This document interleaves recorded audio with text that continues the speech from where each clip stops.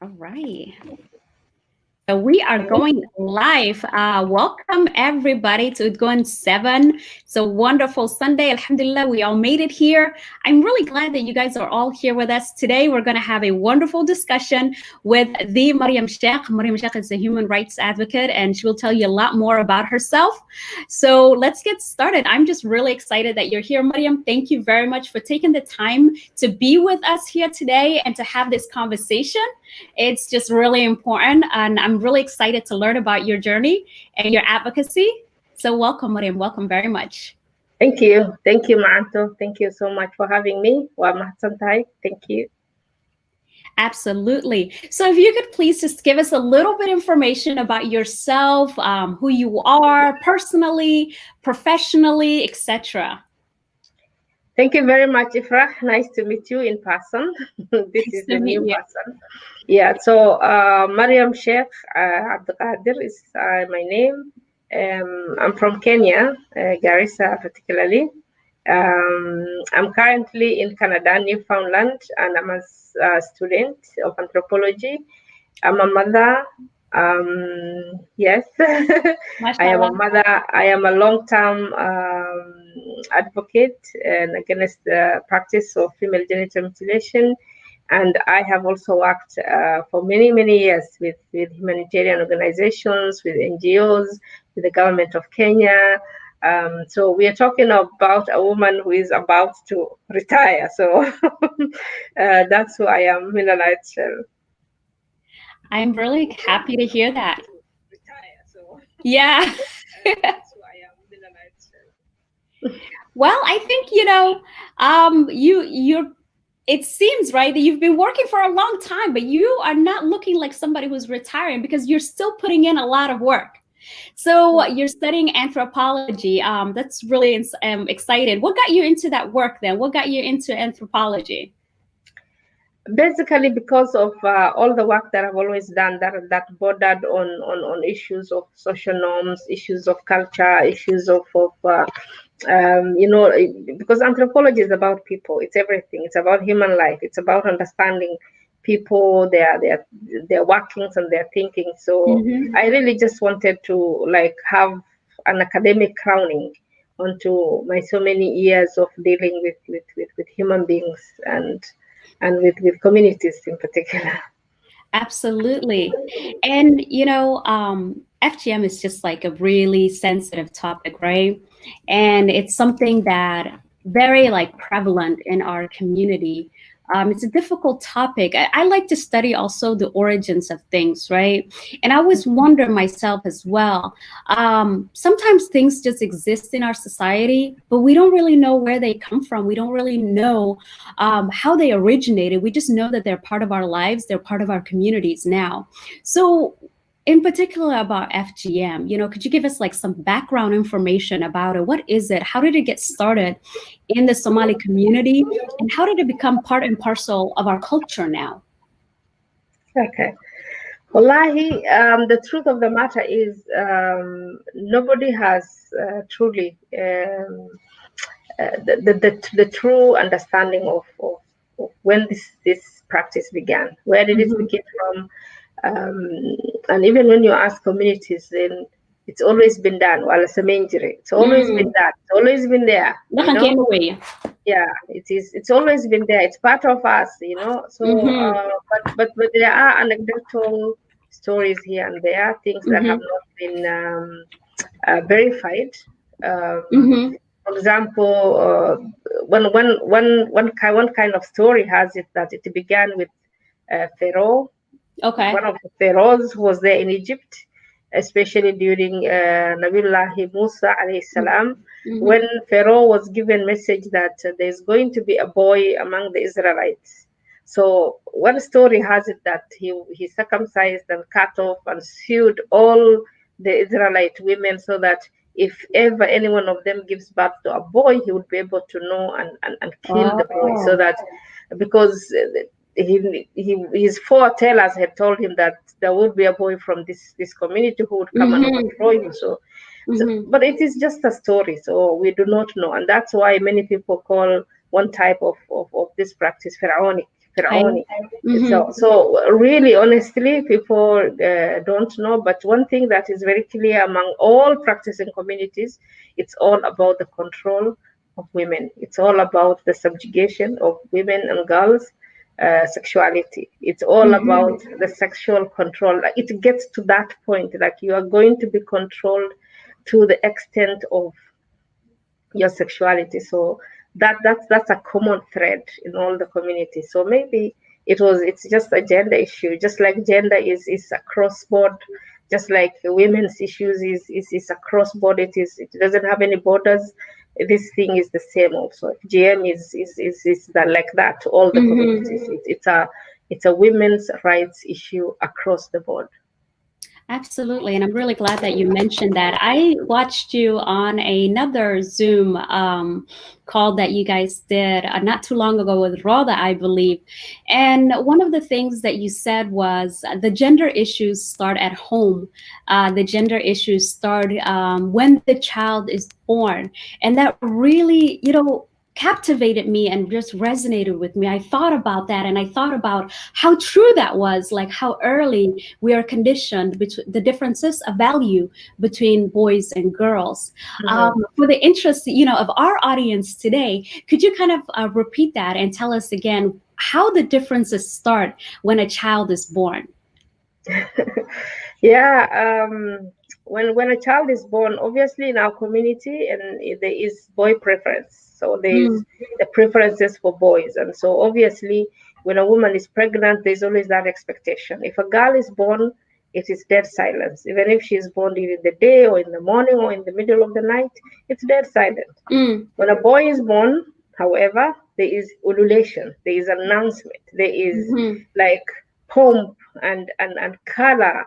And I think if maybe they're on this side of the world, they would have fireworks, to sort of announce, the arrival of the man. A man has been born.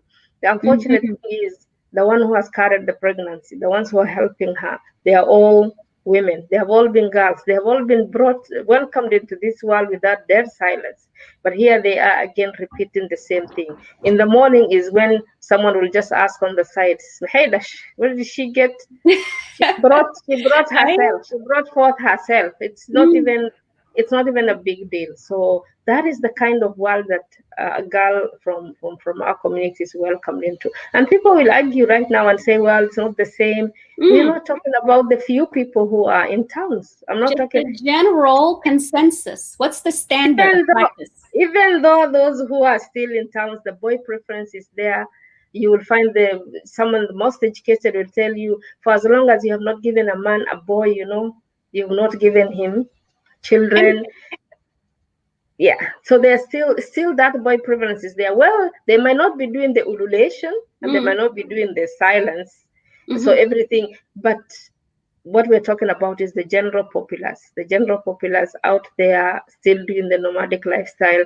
That is what happens. Out in town, the boy preference is also still very clear. We still bring up our boys as if they don't have hands and legs to work for themselves. we cater to them. Yeah, so that's the issue. So it begins from there actually. You are welcomed into a world of silence. So that determines your worth. That actually determines your worth. Who are you? And then they'll always go and look for justifications from religion, from the culture, to always make it look like, you're not worth, you're not full, you're half the man, you're this and that. So that is where our humanity gets discounted and gets absolutely. There are people in the comments saying dadkani hadda yay wax u sheegay ma Somali mise ajnabi ku hadla luqadiina haya.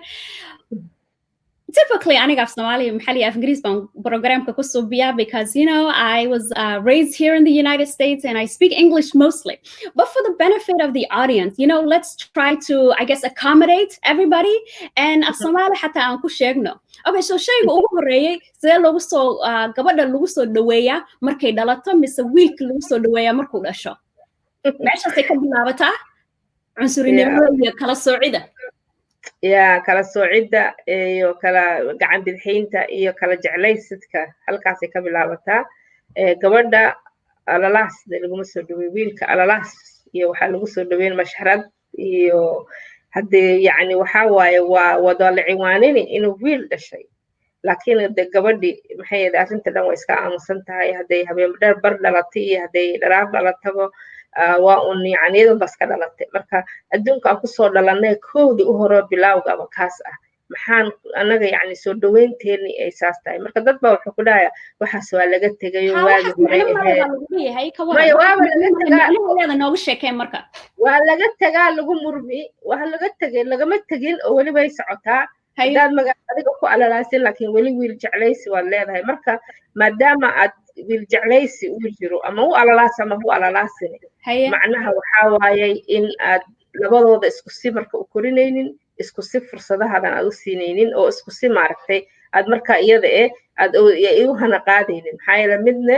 waa laga liidaya kan kale hadda tusaale gabadha hadday hataa saa u yara qaawnaato iyo wiilka hadduu qawnaado sidee markii lala hadlay gabadha intii lagu qayliyo haddii la gaaro dharbaaxa lagu dhufto naafta qarsaa la leeyahay wiilkina hooy macaanoo macdama qarsatid cod wanaagsan oo naxariis leh iyo wixii oo macaan lagu tilmaamayo iyadina uf lagu tilmaamayo meeshii ufta gabadhan uf baad wadataa la yiri oo lugaheeda had jeer isu qabanaysa yaa hadhow haddana loo imaano la goynaya markaasaa ufti xanuun la kor saaraya so that's psychological.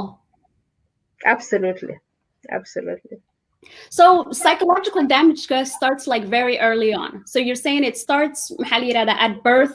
It starts in the way that we talk to young girls. It starts in the way and they just start helping mom. Wiilashana waa loo adeegaa oo maxaa la yiraahdaa like mas'uul reerka kamaba saarnaba inay guriga dhexdiisa wax ka qabtaan. Yeah. What kind of message does that send? What kind of message does that send to the girl child? And what kind of message does that send to the boy child? Well, I don't know now the languages are mixed. So, runti meel ay marka iyada ahayd taas waxay dhisaysaa horta gabadha hal la dhibo oo hal la rafaadiyo laakiin iyadoo yarba maanta qajajac iyo in ay nafteedu istaagto haba la daaliye yaa la barayaa dadnimaa ka laga soo saare wiilkina meel ebraa laga dhigay qof maxay wuxuu yahay lahayn waxba garanaynin waliba dadkii hadda markuu ama magaalooyinka imaado oo shaqo u imaado ama waxbarasho u imaado ama markii lasoo qaxayo dibadahan lasoo galay rag nimankii Soomaaliyeed way arkeen dhibka haasta way arkeen in aysan hataa shah dab saaran karin oo qof wuxuu yaqaanaba lahayn maraba biyo gashan karin inkastoo mashiime iyo ay jiraan laakiin waxba maba garanaa nolosha markaas life skills we deny our boys and men the life skills to survive. That's why in the Somali community they need that. That's a very needed thing. So in as much as our girls very early we tire them, we sort of like hurt them and harass them,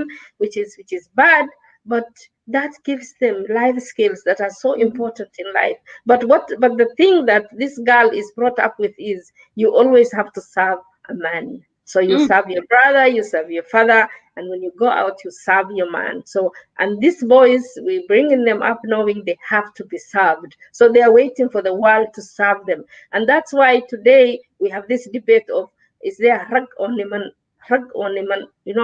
Rag is gentlemen. We're men who are all rounded and who know what their responsibilities are.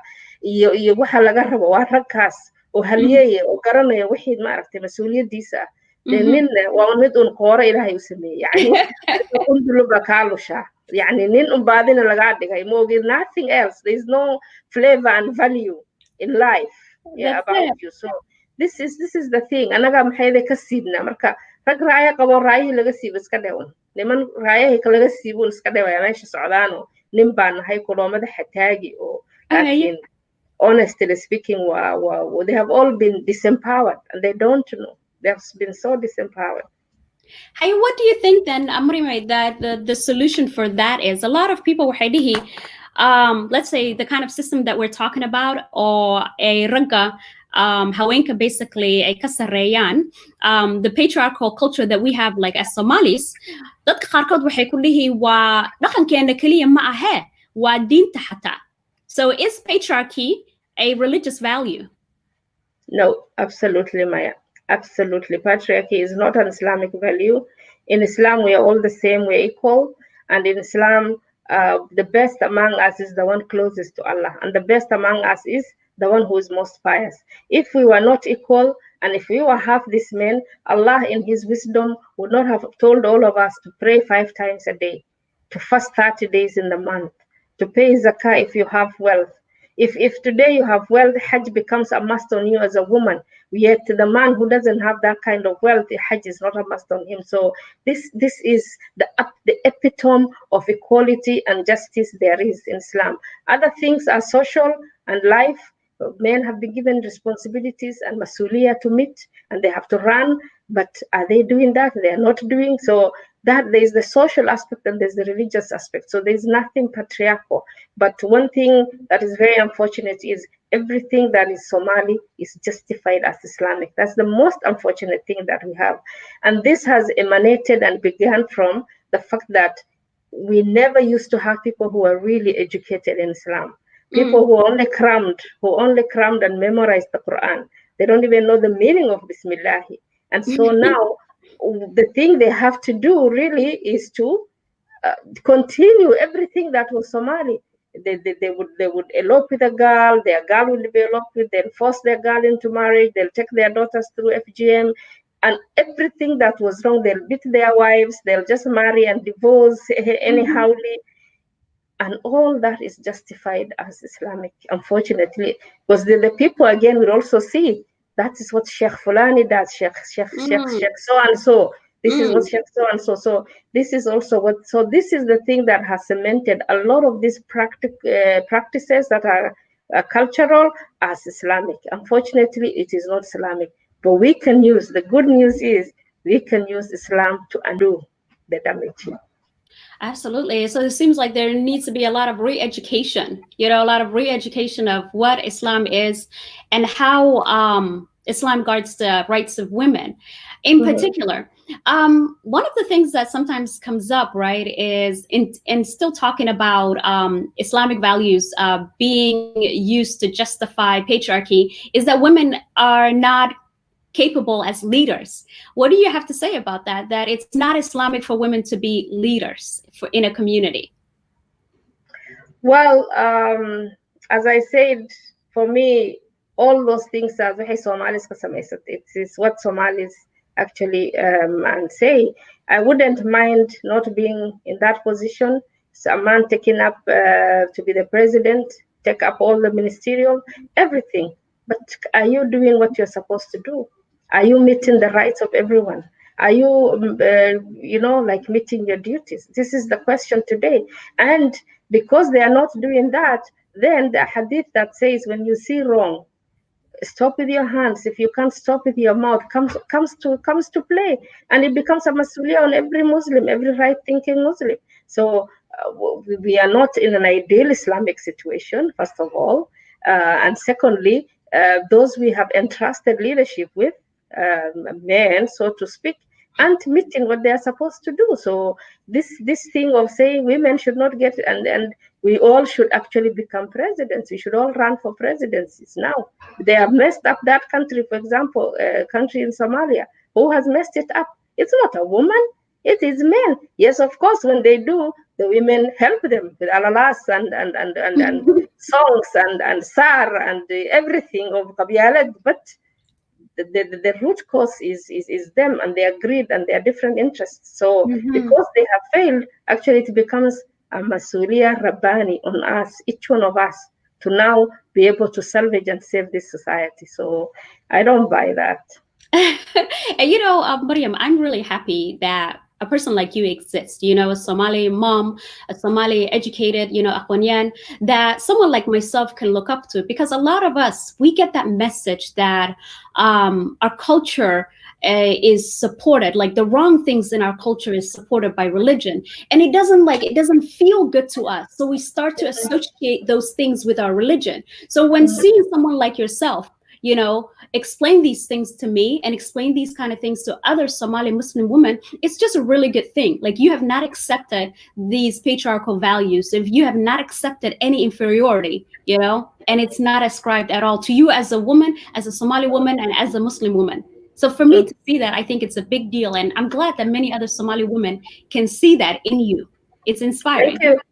No, thank you very much, Ifrehay. But one big challenge on all of us, one big challenge on all of us is the fact that we are, and personally, I would say this personally, it's a personal challenge. I keep asking myself, until when am I going to wait for someone else to continue be considered a scholar, a religious scholar in Islam, Mm, the only mouthpiece, the only person to speak for Islam? So when will I also be able to get that, so that this knowledge, this energy, the little intelligence Allah has given me, Alhamdulillah, at least be able to help, because it's masuliya, all of us, it's masuliya on us. We need to learn this deen nalagamalaha. Nobody owns this thing more than we all own it. It is for us, it is for all of us. But we need not sit behind. What men have done is take Islam and put it under their armpits. Kilkisha sekuhaya. It is in the book. Everything is in the book, but there's nothing that is being implemented. Everything else that is being implemented is Somali culture. Yet Islam is a solution to all these cultural issues that belittle not just women, but belittle children, belittle men who come from smaller communities or clans, who belittle the people who don't have economic muscles, and all the voiceless people. But then mhm. again, when you do not know, you don't know your rights.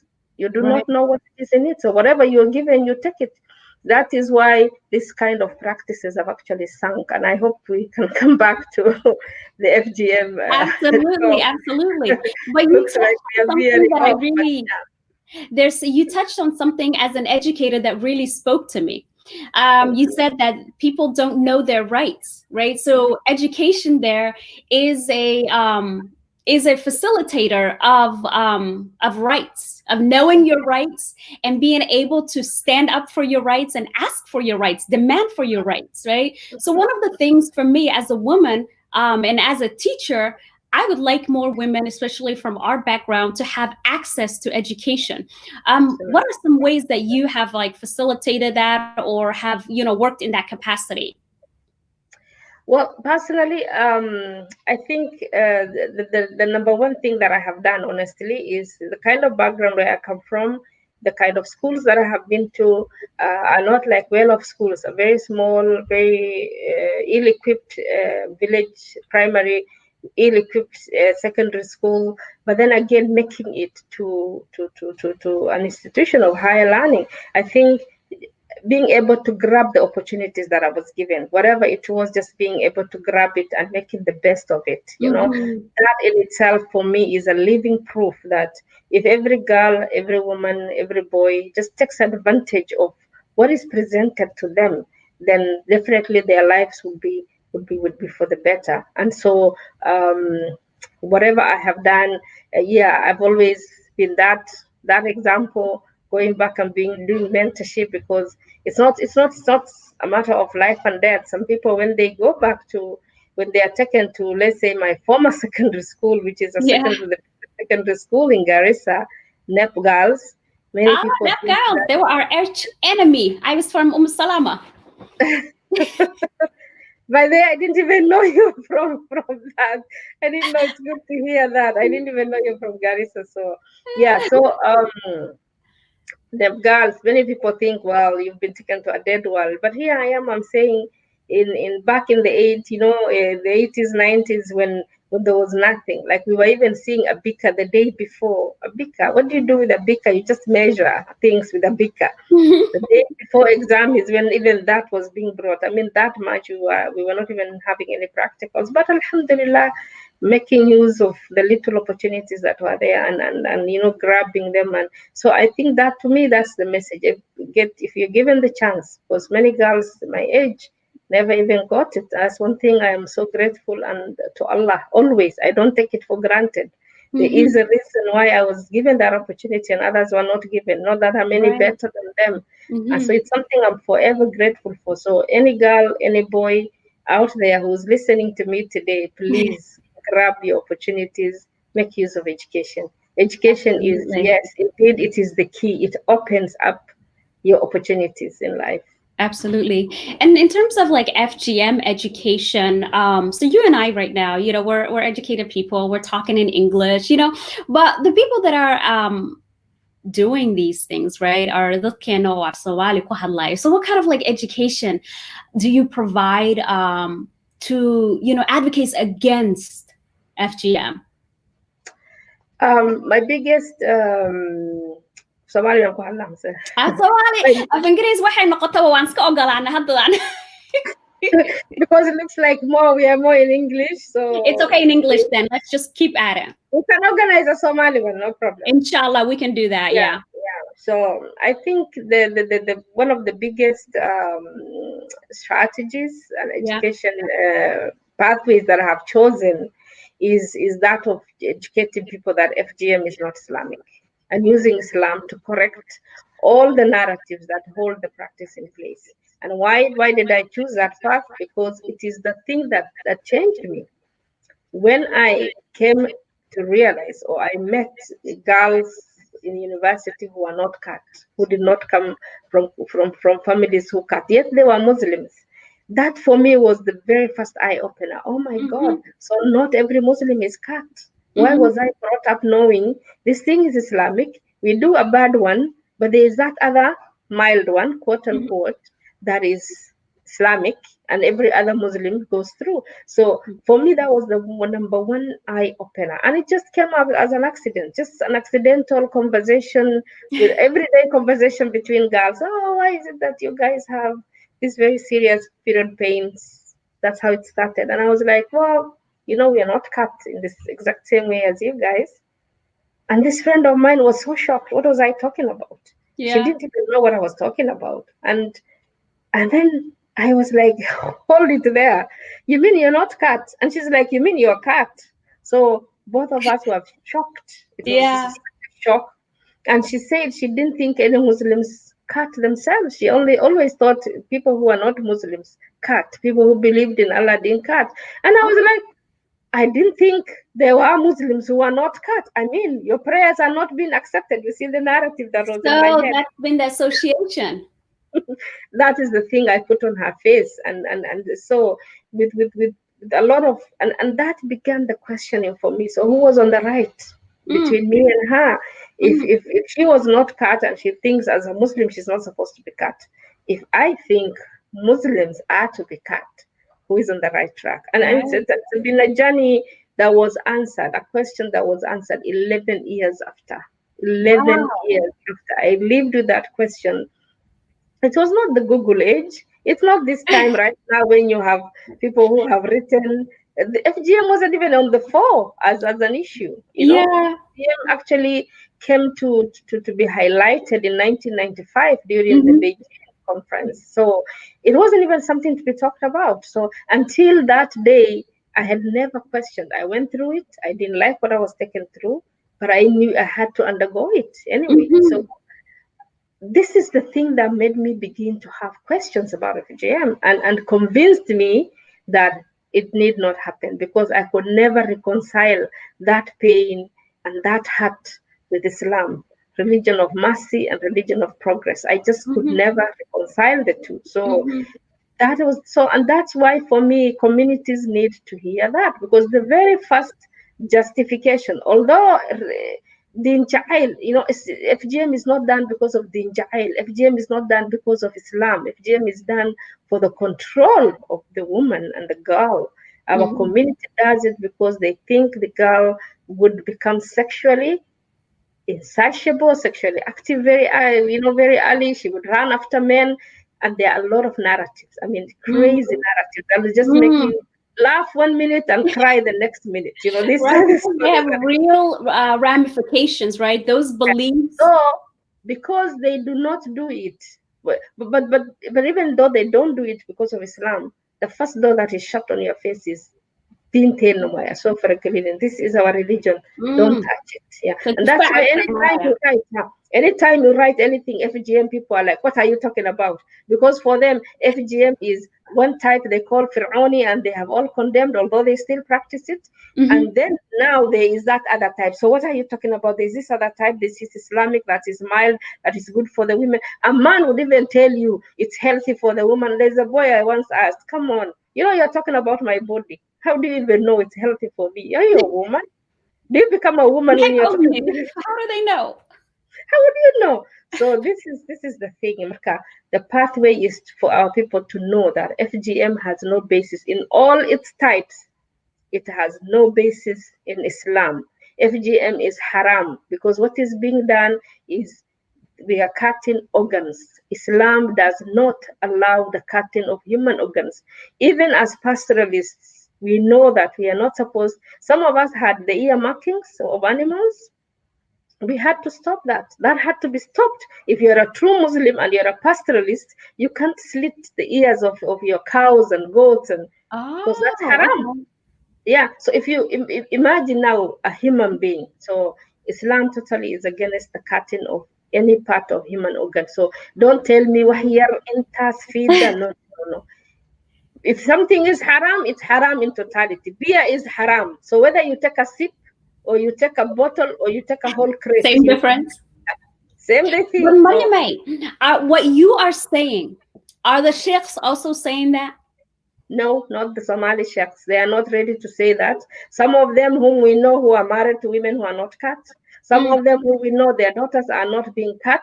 But when mhm. they're out there in the community, they will continue drumming up, beating up the drums for this mild type. I don't like using the word they use that is Islamic. I don't like using it because then you associate it with the traditions of the Prophet, peace be upon him, then you make it religious. I don't ever like using that. So they continue beating up the drums for that. They will Absolutely. not. I know of sheikhs who could not talk when we were in Garissa. They could not face the community and talk and say, this thing is not Islamic. Yet, if they're invited to workshops in Norway and Washington, they will come. They'll even come and used to ask me for materials because they have been invited out there. So out there, they'll speak.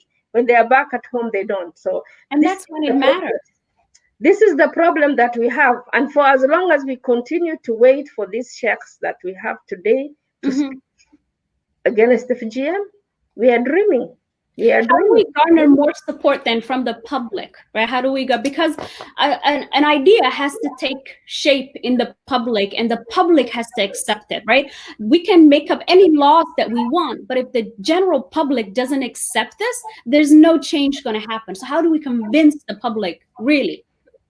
Yes, Ifrah, and the public needs to be convinced, absolutely. And the public needs to be convinced with strategies that make sense to them. Mhm. The public needs to know and hear and this message hammered into them that this thing is not Islamic.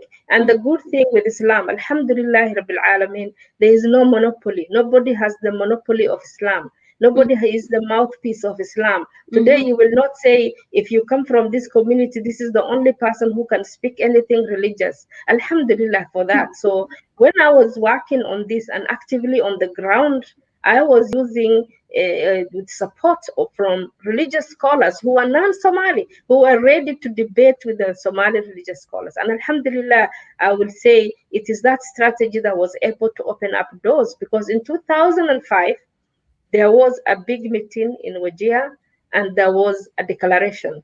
No more discussion of FGM in this part of the country where people who are suffering with we don't have water, we have drought all the time, we have a lot of other problems. It's not a priority. We don't want to ever hear. That was a decree. And then we had to start this programming. So where do you begin from?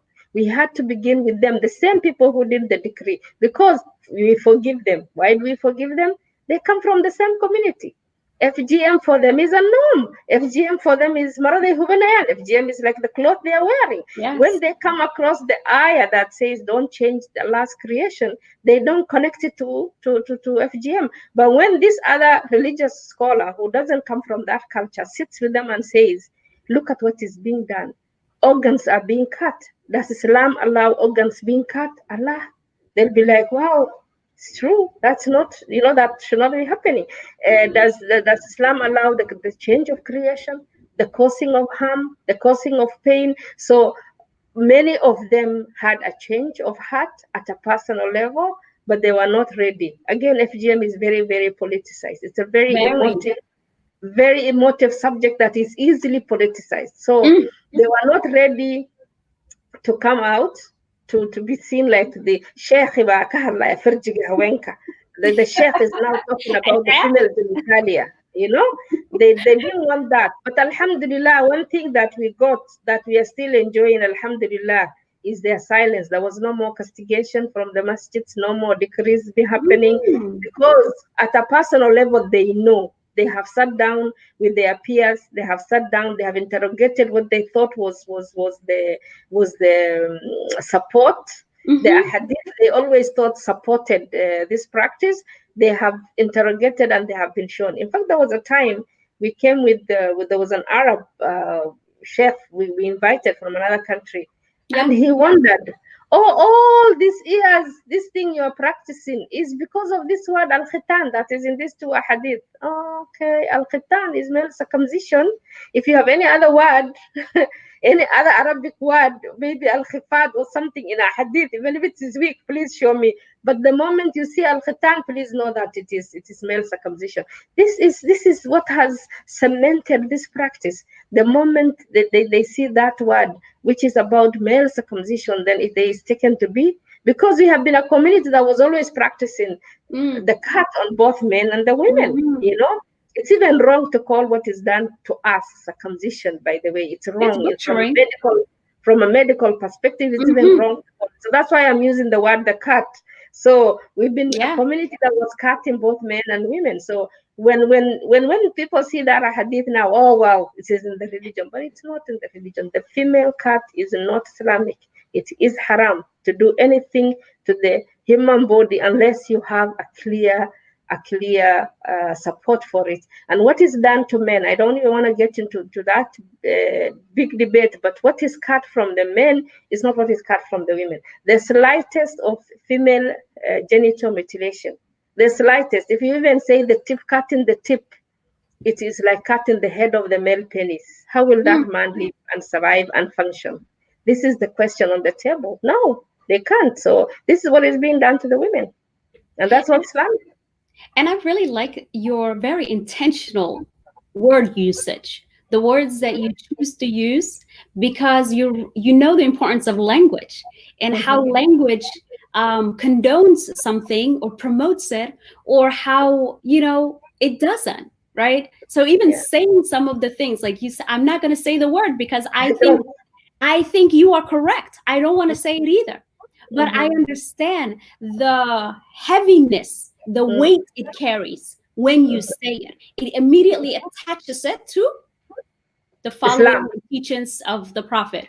Prophet, peace be upon him. It Mhm. immediately justifies and legitimizes. Actually, when Mhm. we were on the ground, what we used to say is, okay, Fir'auni, fine, we all agree. Then what do we call this other one? I don't want to use that other term. I don't want to call it Islamic. Mhm. Okay, let's call it Fijjar. All of you are mesmerized around cutting feet, the Somaha. Let's call it Fijjar. Okay, fine. Fir'auni and Fijjar. Fine. We can be talking about this Fijjar. Does it have any Right. basis in Islam? Does it have any basis in Islam? Is there any support for it in Islam? Is it Islamic? Is it, now the discussion gets to be opened up. So, and that's how you get into the community, because when something is such a norm, you must craft a strategy that makes sense to them, Absolutely. that they can listen, first of all, listen to you. So when you get a kata and she sits and she starts narrating, and the girls I have cut, gabadan aniga subiyanin ma agmari karo. The girl I have made, no man can touch. This is one of their languages. But the moment you now get into the depth of what it means to cut and pour blood Mhm. and cause pain and all that, you find all of them crying. All Oh, of them crying and all of so them breaking tell down. us about not to be gruesome, right? But what are like the physical ramifications? What are the direct physical results of undergoing FGM? Who is being cut? Usually it's a child between the ages of 5 and 10. So at 5 years or 6 years, mostly it's at 6 years. I was cut at 6 years. You are this small young girl, baby, and you're being held down by all these women, sometimes five of them, because both your legs and your hands have to be held, your chest has to be held by this. So um, I know of at least one case in my family where someone she broke her spine, and today she's paralyzed, the lower, like her limbs, and we gurgurita. And that was something that happened. Then a lot of people, of course, the very first thing that's physically missing is organs are being cut. The clitoris has been cut. The labia minoris have been cut. Part of the labia majora has been cut. This is the practice in the Somali community. Even though FGM has 4 different types, but another our type is type 3, where they cut all these organs and they make the girl's legs tied together, and it heals. So it makes a covering on the vulva. This is type 3 or imbibilation. That is what is majority done by Somali. So physically, you have deformed, you've cut off organs and changed how that creation actually, how that organ looked. Because Mm-hmm. as a woman, you have the urethra opening up there. Urine is supposed to jet out. But what we have done is we have covered it with a skin that hits this, urine hits that skin and drops down that skin, comes through where it's not supposed to even touch, like the space for intercourse and for sex and for blood and for bath. It gets the vagina opening that is not supposed, it's not supposed to touch. And that's where Mm-hmm. now we all get all these infections and all that. So physically, then there's all that pain, untold pain. I think there are no words. As I sit here and talk, I have charirao. I get goose pimples whenever I remember the hamfafa after the cut. And each one of us can attest, men and women can attest who are here. If you are cut by a razor or a knife, the very first time is sharp and painful. But the moment the nerves pick, imagine that pain. Now, imagine where all those organs have been removed. It's like, I don't know, I can never describe that pain enough. So this is also it goes now from physical to emotional to everything. But this is what happens in this, not to mention all the blood loss, not to mention all the taunting, the name calling. Oh, where I say, where I say, oh, she has shouted, she has cried. As a small kid, you can't sit, you're shaking. How will you give birth? 5-year-old is being told, how are you going to give birth? You can't withstand this. How are you going to give birth? Society takes away blame from themselves, and you're told it's going to be painful, but only the brave can withstand. Only the brave can withstand. So for someone who was known to be timid like myself, fully from birth, maybe I knew I wasn't going to withstand. But I wish yeah, in at that age, I was like, I wish I just did it just this once. But I later in life, there was a time I allowed myself to cry for that day. Decades Yes. after, there's a Yes. time I sat down and allowed myself to cry for the pain that I was taken through, and accept that I cried because of, not because I was fully, but because I was taken through untold, torturous, Horror. horrendous pain. Yeah, Horror. it's horror, it's terror, it's terrorism. It It is, is. yeah, it is terror. It is. eh, We say this, and people think we are saying it because, I don't know, for whatever reason. But we're talking about our truth and our pain. This is something I would not wish for any other young girl to ever go through.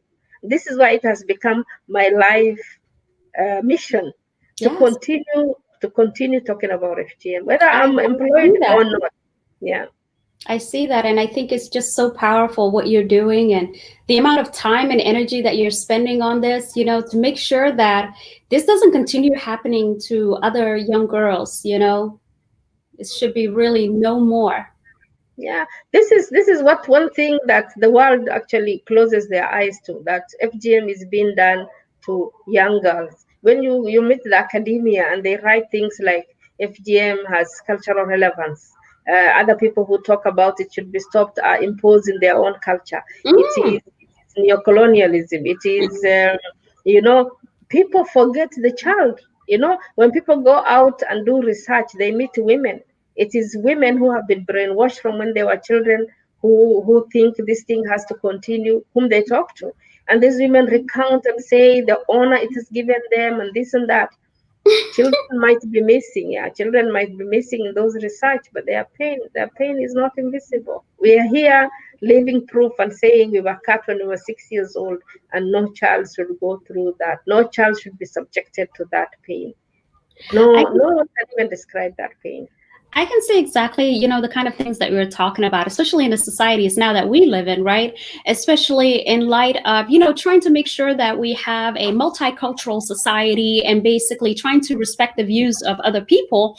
There is that risk where FGM is then purported to have cultural relevance, right? So those are times when somebody like you is definitely needed to say, I am a part of this culture, and this isn't, a culture, this is a cultural thing, but it's not a religious thing that needs to continue. So the cultural relevance, so culture isn't something that is like static, isn't something that just stays and never changes, right? If a culture is not good, then we change it for something better.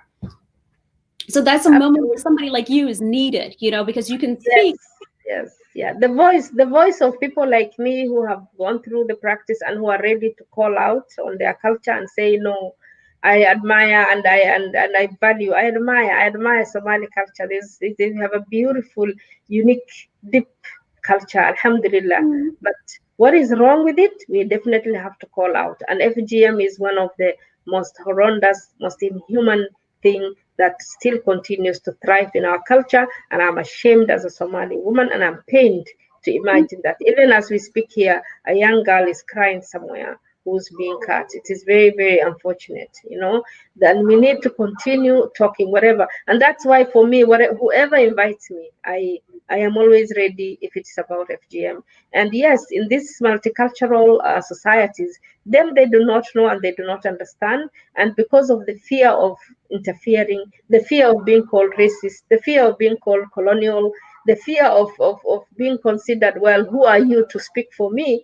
Then you find something like FGM falling through the cracks. Today, there are talks around vacation cutting in countries, for example, like Canada or in Europe, US. People are taking their kids out, cutting them and bringing them back into their country, into their new adopted countries. So unless conversations also begin from those countries and the populations there understand that there's nothing like interfering, pain is nobody's culture, nobody owns pain, nobody deserves to be taken through pain. This is a child protection issue. Right. Unless they understand that, then FGM will thrive. FGM will continue. It might even be happening in balconies and in basements in developed countries, because all the people who are cutting are all over. And recently there was a study that was done. FGM is not an African issue. FGM is in 92 countries. I never knew that it was done in Sri Lanka and Singapore, for example.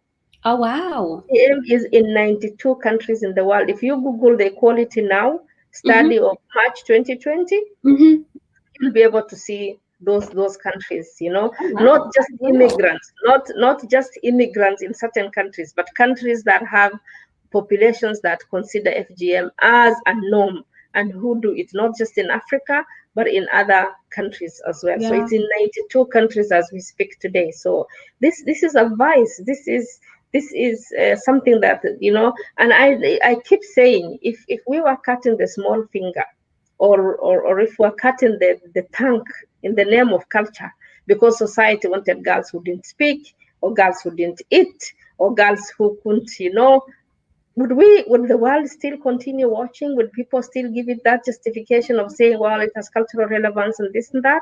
So the organs of the genitalia, again, it tells you worldwide where the value that is attached to them, worldwide. Why is, for example, the clitoris less important than if the eyes were being gouged out in the name of culture? This is the thing. This is an organ that is functional, that is healthy, that is being cut. Why should it be cut? Right. And we enter that area of like sexuality, right? And controlling women's sexuality being a value, right? So it's not so much sometimes the cutting in itself, it's like the purpose that it serves, the greater, I guess, purpose that it serves. Yeah, and does it actually serve that purpose? And does it actually serve that purpose? It's a double-edged sword. It's actually a very delicate discussion that I personally always also struggle with, because if we continue talking about how much it affects and how much frigid a woman who's been cut is, we are double marginalizing women who have been cut. Yet as a cut woman, you can still function properly if everything else works if you have a loving partner who understands and who, like takes you through and brings you to up to speed, so to speak. So but I love then your again, honesty and bluntness. I mean, this is what's needed. yeah, but then again, the truth of the matter is it does actually affect, it does actually impact, it does actually, what it does is it affects the functioning. What society wants is for it to stop the desire. Desire is not A bad thing. clear-headed. No, desire might not be a bad thing, but desire again doesn't emanate from those organs. It actually emanates from up here. You see a man that you desire and you want. Those organs come to. So you see again the functioning of the female body is something that needs to be understood, and that has always been part of. If you Google a religious-oriented approach to addressing FGM among the Somali, you will see the different topics we always picked. So even the functioning of the female body, when do you actually get, when do those organs get to work, so to speak? So if you really want your girl not to think about a man or think about this, maybe the only organ to be cut off is the head, and that way then I you don't will want not that have, at all. you will not, okay, I'm sorry to say that, but like really painting for them that that is where, that is what guides, what guides the action, guides, or makes people act in a certain way. So it's Right, not the right. organs, it's not the organs. Mhm. And in Somali, we even have the saying, why is it that the hand that has been used to picking things, even if it is cut, it is still shakes, it's Right. because you're still normal, you're still, you know, and I always tell people, if someone's tongue is cut, will Uh-huh. the person still feel hungry? Can the person feel hungry? If they see food, will they feel hungry or will they want the food? Yes. Yeah. But maybe it's the eating. So that's what is being done. It's the eating, it's the functioning that is being interfered with. But the Hmm. desire that they think they are controlling their girl, not to think about a man, not to run after a man, they're thinking they're controlling that. No, what controls that is what we know. What we know that running after a man is not for our sharaf and our dignity. Getting into any relationship or any sex before marriage is not for us as Muslims. There's a guidance. This is what we know, and that is what has guided us. Not because we were cut, not because we were FGM. No, Hmm. unfortunately, no. I will say that as a cut woman. Today I'm not married. What makes me not sleep with any other man that I see? I know it is not halal for me. It's not because I am cut. It's because I know. So what we need to tell to do for our girls is to be able to educate them again. We come back to education, teach Hmm. them what is right from what is wrong, Right. and give them the choices they are in life, and teach them the consequences, that they Absolutely. are, and help them understand what their responsibilities are, Absolutely. about their bodies, how they need to love and respect themselves, and how to carry themselves, but Uh-huh. not cutting their organs. If you fear your boy to be a thief, are you going to cut the legs? No, you're going to teach them how being a thief is wrong. So this is what Absolutely. you need to do. This is what you need to do. But as Somalis, we always have this escape route. We cut girls Hmm. and sue or infibulate them, and then expect that is the thing that does for us what we are supposed to do as parents. We are Hmm. afraid from discussing. The elephant in the room is, how do you discuss sex and sexuality issues with young people, not just girls, but with all of them? How do Yes. you tell them to swim? I have a teenage boy, and we discuss these issues. You I know, have a teenage boy too, we and we have have to discuss these issues. It's real life. we have to teach them to respect their bodies and respect the bodies of the other person. Hmm. So this is the thing that is needed. So again, it comes back to sexuality education. What is it that we have that we can teach and guide and tell them, and fill their minds with the correct choices that they can make in life, other Absolutely. than cutting organs don't guide. Organs don't guard, don't guide. That's why we have words to describe, for example, women who have gone wayward. We have words to describe these ones, which tells you they have always been with us. But I know it's a double-edged sword. Others will tell you, "Ayago lagoye sanli in hadang latawanin." Uh, They are. like this when they were cut. Suppose they are not touched, the world would Oh, be in chaos. wow. This is something that I was told one time. I'm learning so much from you, Maria. Well, I appreciate this so much. So I'm this just is taking it all in. I'm like, wow. I feel like a lot of us, let's say who are here, let's say abroad, right? Or maybe just don't know about it, don't understand the magnitude of the problem, right? So I'm kind of like a numbers person, right? How do we yeah. get that kind of data on that, especially markaan nahay when we're like a culture that's just like very kind of ceeb, wax lagama hadlo, gaalada balaayada waxba ha loo sheegin. How do we get that like data Well, so we can find out how many people this is affecting? yeah, at least we do have statistics. We do have the statistics that is carried out in Somalia, and it is, I mean, in all Somali communities, it is actually over 95. So it is 97, 98. You find, in Djibouti, in Somalia, and, in northeastern Kenya. So when you look at, for the Somali community, the best you can stand with is it's over 95. Mm-hmm. And the practice that is practiced to a large majority is type 3 infibulation. There is all the claim of them doing a mild type, but that is just a claim, because until the day we are able to carry out some physical, and I don't know how that can be done. I don't Yeah, think, without like violating people's like and that personal. cannot be done. I don't know, unless maybe someone who's giving birth and she accepts and says, well, fine, you can report the type I have gone through. I don't know, which is again another violation on a woman who was violated so many Already. times. Yeah. But the majority of the people still do, because even when you talk just casually and you say, okay, fine, why is this thing done, always that thing comes out of why was the infibulation even invented right from the beginning. It was Mm-hmm. because it is to secure, to make sure that the girl has not run around. That's the only way. If you have your valuables in a house, the door has to be locked. This is Mm-hmm. one thing that they'll keep saying. So that still tells you that mesmerization around. But you know Sense what? of ownership as well. At the end of the day, whether you cut the tip or you do type 3, it doesn't matter. What you're doing is you're cutting human organs that have functions, and that is haram. That is haram. So it doesn't matter. We don't even want to belabor whether they're doing a lesser or Mm.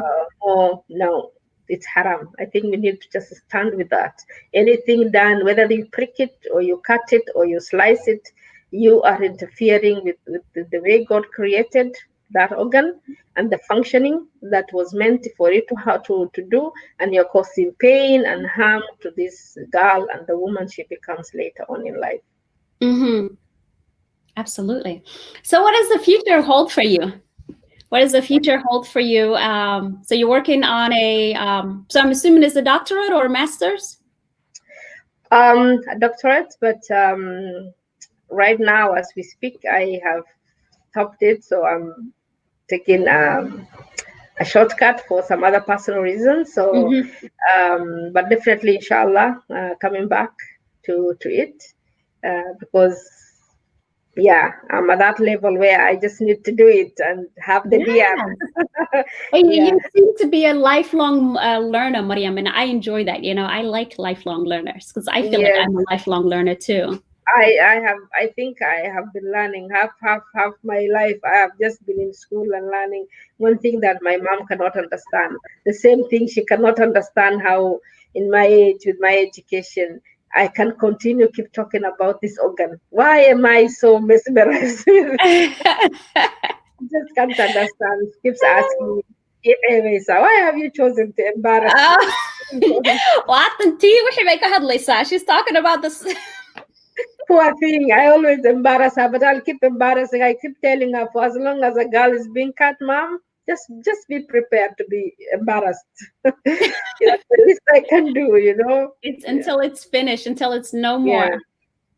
So, well, of course, right now I have come to these sides of the world. So, inshallah, I am hoping to be here, see my children off through school, and Yeah. also finish.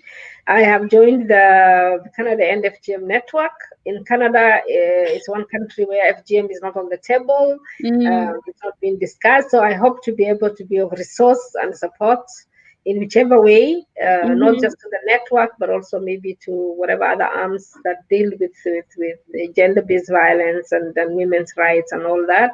So basically, my focus is this side. But again, social media and continuing my own personal campaigns. That's something I'll do, inshallah. And you can find Maryam Sheikh at the Maryam Sheikh on Facebook.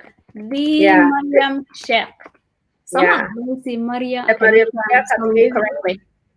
Yeah, and then at Maryam Deqa on Twitter. Okay, so at Maryam Deqa? Maryam Deqa. Okay, DEEQA. Yeah, DEEQA, yeah. The D is capital. That's Twitter. Okay.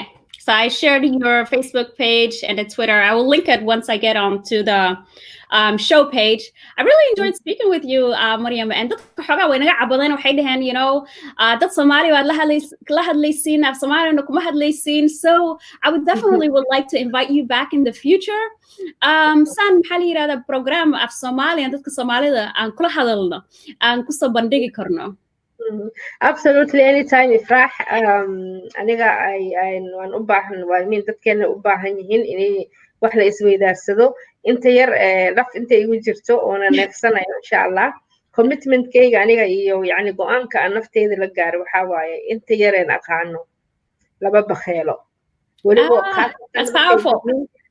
markay gudniinka imaato arrinta gudniinka markay imaato waa jihaadkaygaan dhahaa this is my jihad aniga jihaadkan ilaahay hortiisa la tegi rabo insha Allah waa arrintan xasuuqa ah ee socoto eenan maxay la istaagin in aan maxay aheeday wixii xooga wixii aqoon ah wixii karti ah wixii iskaashi ah wixii war isgaarsiina inaan ku bixiyo marka insha Allah mid af Soomaaliya aan diyaarino hadii ilaahay waan diyaarinaynaa waaba qasabo dadka ay noo taliya mogtana daawanaya so dadka la daawanaya hadday codsadeen af Somali nagu soo bandhiga then that's what we're going to do saasan soo that's why I was actually asking you what's the language because aniga xitaa I always struggle on my page because dad badan baa igu xiran on Somalihan or sometimes I rabta inay ayagana ku fahmaan iyo Soomaalidin kasta Ingiriiska badan kood garanayaan way garanayaan waxay Soomaaliga ka jecel yihiin you know it's okay oo luqadiisu jecel yahay si bay ku bursanayaan af Soomaali ku hadis Soomaali wallahi laysa aniga inta ayagoo kala noqdaan shalay waxaan arkay gabdho yar oo xayeysiinayaan oo dhaqatir ee markaas I was like Allah Soomaali may ku hadlaan waa idin Marco, like we have to do that. Inshallah, we will. Had any other was garanaysa, you are probably, you know, you are living and educated in Kenya, so Kiswahili na Kiingereza. I speak English mostly, and then a little bit kidogo Kiswahili, lakini nimesahau. Nimesahau a lot of Kiswahili because I haven't spoken it in so long. Right? Okay. So primarily, I speak English and then Somali, then Kiswahili. Takukumbusha usijali. Inshallah, wallahi bila niko tayari. Mimi napenda Kiswahili ni lugha nzuri sana. Sana. Na watu wengi pia wanajua, I'm sure. Watu wengi ambao wako hapo saa hizi wanaielewa najua. I know, wanajua na Kiswahili. But inshallah next time, Maryam, I'm already telling you right now, inshallah tuongee tena. Let's talk again.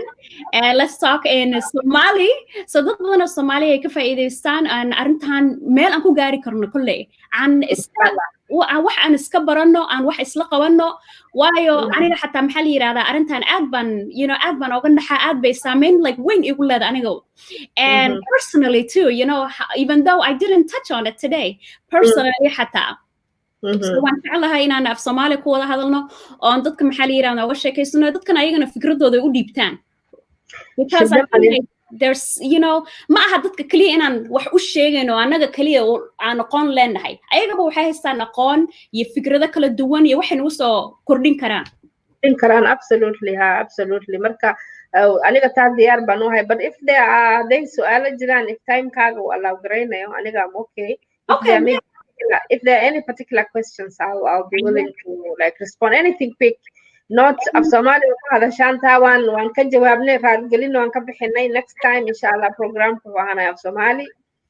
but if there are any questions Hayway, anybody if you have questions for Maryam hada su'aalo have seen Maryam Sheikh the Maryam Sheikh please no weydiya or weydiya ask her Maryam has given her time today, and I've really appreciated.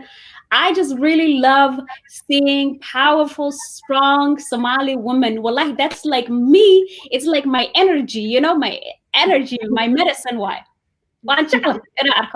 And you Thank you. inspire me, and you show me the way. You show me what is possible, and I feel you do the same for a lot of other women, and I applaud you for that. I want you to know sometimes when we're doing something, when we're advocating for or against something, we don't see the fruits of our labor right away, and that can be discouraging. But I want you to know a lot of people aku daawanaya, hablo badan aku arkayo oo maxaa la yirahdaa inspiration ka qaadanayo. So there's many women watching you and listening to you and are inspired by you. Thank you very much. And Udgon, aniga nafteyda, when I see young girls like you, younger than me, really hey, doing what you do, grabbing your opportunities, trying to give back and do what you're doing.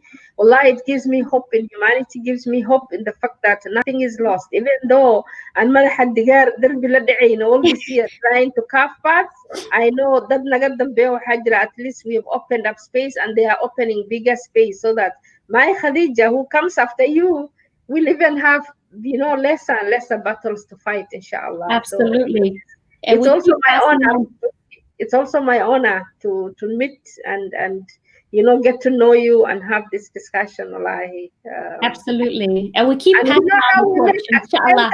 Accidentally how we met just on Twitter. This is right. I think we did. And then anytime I've heard you speak on something, I'm like, Marianne, well, she knows a lot of stuff. I gotta talk to her.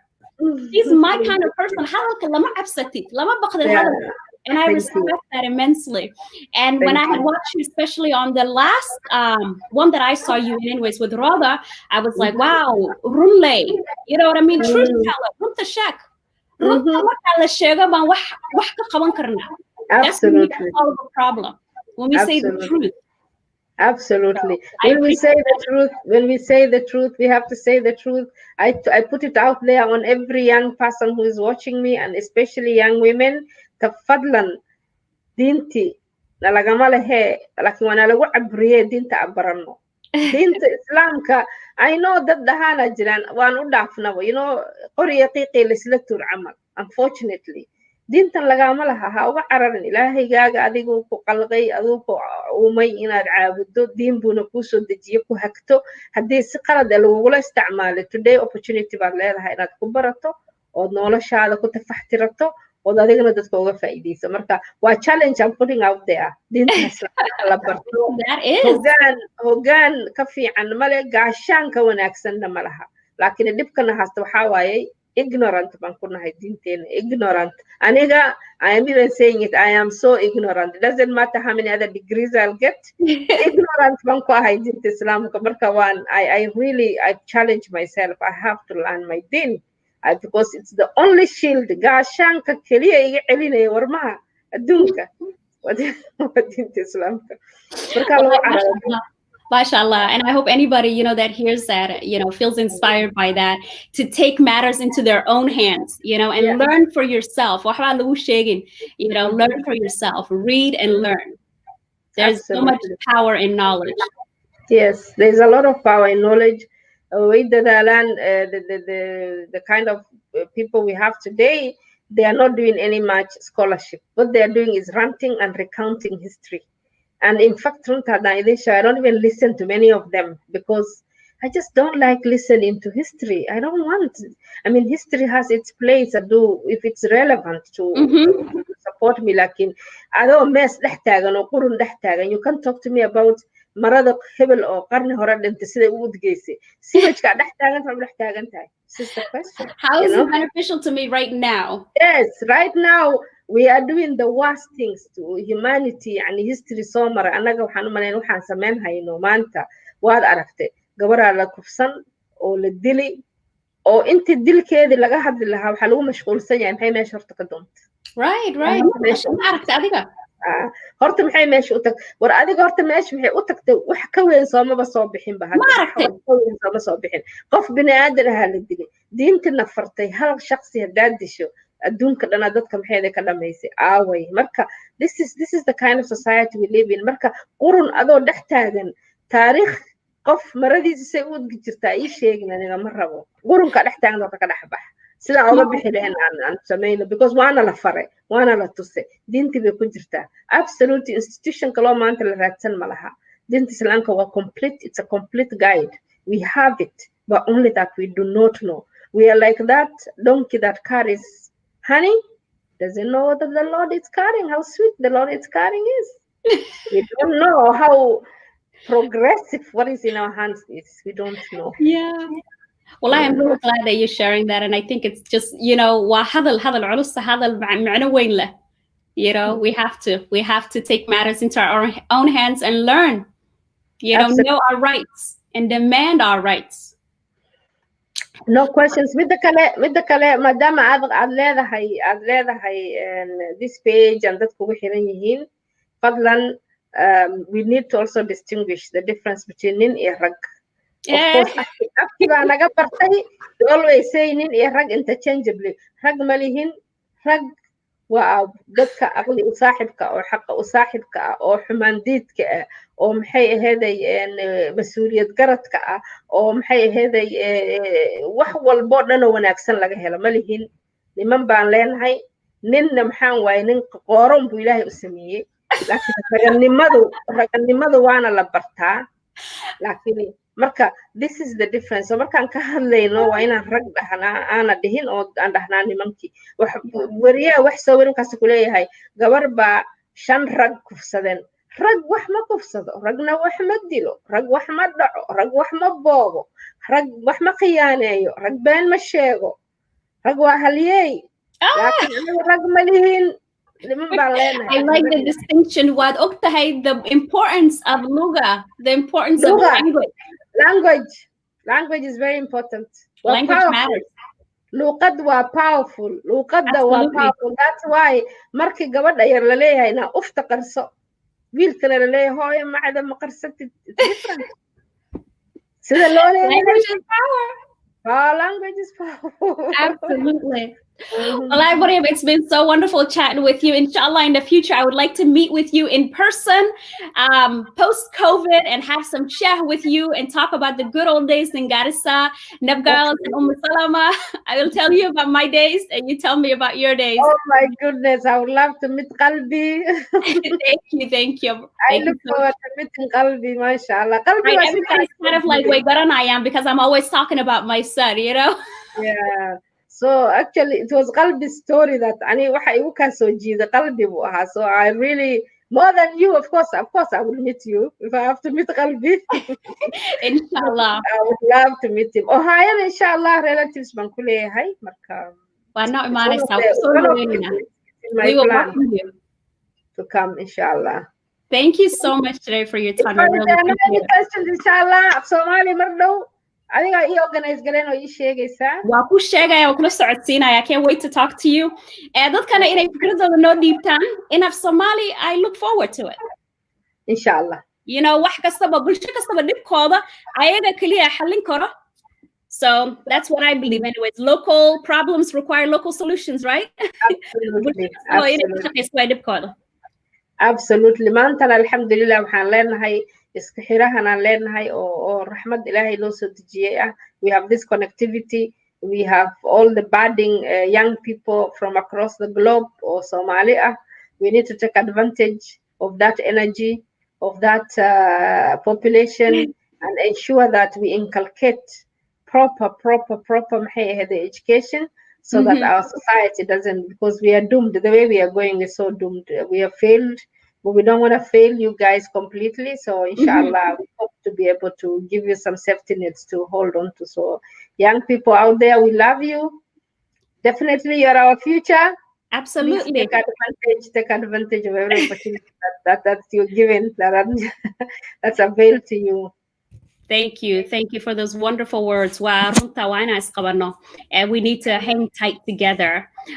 Thank you everybody who's watching. We really appreciate you. Aad baan ugu mahadnaqaya inaad nala joogtiin, waqtigaada nala qaadateen, and inshallah next time, you know, as Somali baan kugu soo bandhigaynaa maadaama dadka badan ugu xiranaya Somali ku hadlaan anaga luqadeena waan jecelna kama faanayno waxaan u baahanaa kind of a little learning gap aniga kolley Maryam aad bay u wanaagsan tahay aniga xoogaa marka inshallah next time وعينو مثل مع السلامة. Love you all. Hiya. See ya.